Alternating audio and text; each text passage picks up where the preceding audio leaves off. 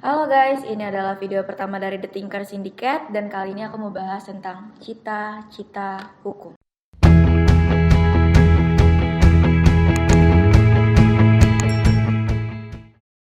Berbicara tentang hukum merupakan satu topik yang menarik dan sampai kapanpun penting untuk kita diskusikan. Karena banyak orang dengan lantang menyebutkan bahwa hukum itu haruslah adil, hukum itu haruslah kejam, hukum itu haruslah ditegakkan, dan bahkan ada di antara kita sekelompok orang yang mengatakan bahwa hukum itu adalah kesia-siaan. Kenapa? Karena hanya melindungi kepentingan para penguasa. Namun demikian, pernahkah kalian berpikir lebih mendalam lagi terkait apakah hukum itu sendiri? Dengan menyebut pendapat dari Immanuel Kant, Van Apeldoorn, seorang ahli hukum asal negeri kincir angin Belanda, pernah menyebutkan bahwa sebetulnya definisi hukum itu masih dicari dan belum didapatkan. Oleh karena hukum itu mencakup banyak sekali segi dan aspek. Namun apabila kita persempit lagi tanpa mengurangi konotasi dan denotasi terhadap hukum sendiri, setidaknya kita mendapatkan 9 pengertian terhadap hukum. Hukum sebagai ilmu pengetahuan, hukum sebagai disiplin, hukum sebagai kaidah, hukum sebagai petugas, hukum sebagai tata hukum sebagai proses pemerintahan, hukum sebagai keputusan penguasa, hukum sebagai perilaku yang ajak atau sikap tindak yang teratur, dan terakhir adalah hukum sebagai jalinan nilai-nilai. Selain itu, apabila dilihat dari bentuknya, sebagaimana yang dikatakan oleh Hans Kelsen dalam Stephen Bow teorinya kaidah hukum, dapat dibedakan dan diartikan menjadi kaidah hukum abstrak dan kaidah hukum konkret.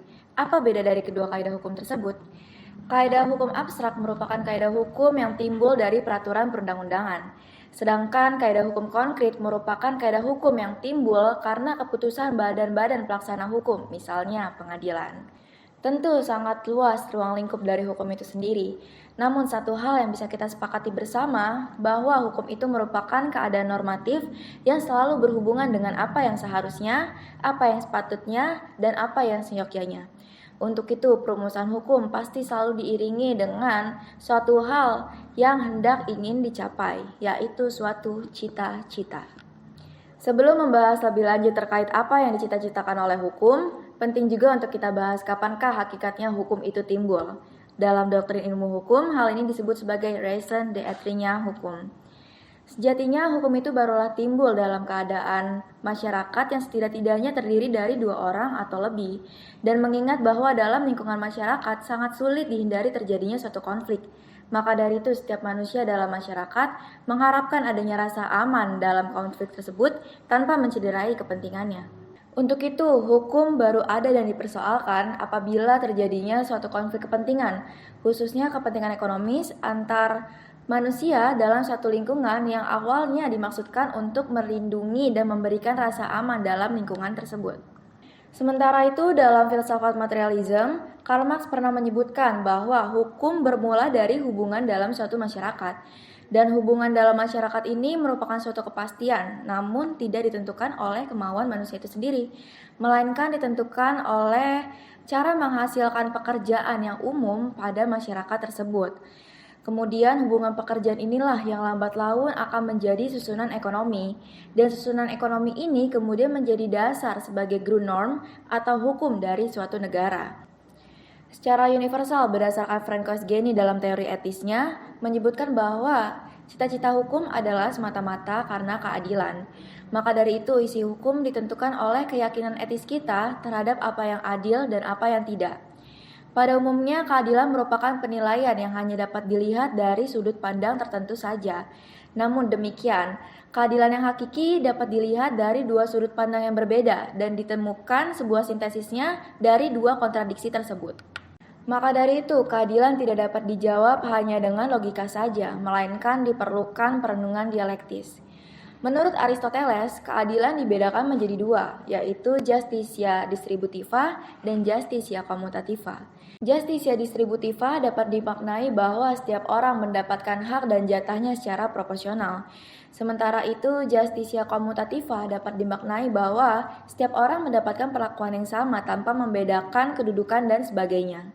Seorang praktisi hukum yang bijaksana tentu akan tahu bahwa kedua jenis keadilan tersebut merupakan duit tunggal yang berkuasa di daerahnya masing-masing, sekalipun bersitegang satu sama lainnya. Justitia commutativa akan selalu diutamakan dalam kaidah hukum yang abstrak. Sementara justisia distributiva akan selalu diutamakan dalam kaidah hukum konkret. Lantas di manakah bentuk keadilan tersebut? Keadilan merupakan keserasian dan kedamaian di antara kedua jenis keadilan tersebut. Selain bercita-citakan keadilan, para ahli hukum juga seperti misalnya Van Apeldoorn berpendapat bahwa apa yang dicita-citakan oleh hukum adalah menciptakan tatanan yang tertib dan seimbang. Untuk mencapai tujuan tersebut, maka hukum ditugaskan untuk membagi antara hak dan kewajiban antar perorangan di dalam masyarakat, membagi antara wewenang dan memecahkan masalah hukum dalam suatu masyarakat untuk mencapai kepastian hukum. Singkatnya, hukum itu bertujuan untuk mencapai kepastian hukum. Kepastian hukum sendiri hanya dapat dicapai dengan cara ditetapkan dan diumumkan norma oleh para penguasa. Dengan mengikuti ajaran Montesquieu, penguasa di sini adalah dimaksudkan sebagai lembaga legislatif yang dimana dalam negara demokratis dipilih langsung oleh rakyat untuk mewakili kepentingannya. Selain itu juga terdapat teori utilities yang lazim dikemukakan oleh para kriminolog seperti misalnya Jeremy Bentham. Dalam teori utilities dikatakan bahwa yang dicita-citakan oleh hukum itu adalah menjamin kebahagiaan terbesar bagi manusia dalam jumlah yang sebanyak-banyaknya. Jeremy Bentham juga berpendapat bahwa berat ringannya suatu hukum itu dapat dipertimbangkan dengan digunakan patokan the value of the punishment must not be less in any case than what is sufficient to outweigh of the profit of the offense. Sebagaimana yang dikatakan oleh Prof. Subekti bahwa negara Indonesia sendiri memiliki pandangan yang berbeda terhadap cita-cita hukum.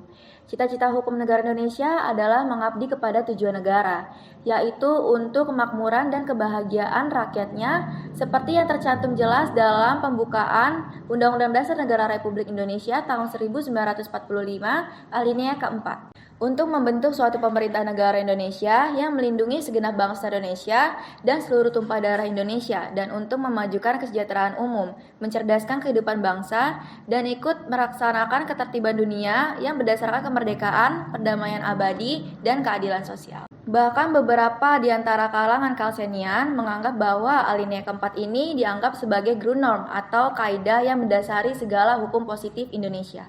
Masih banyak lagi kiranya hal yang menjadi pembahasan dalam cita-cita hukum. Namun di sini yang paling penting untuk dibahas adalah bagaimana caranya mewujudkan cita-cita hukum negara Indonesia berdasarkan hukum positif Indonesia.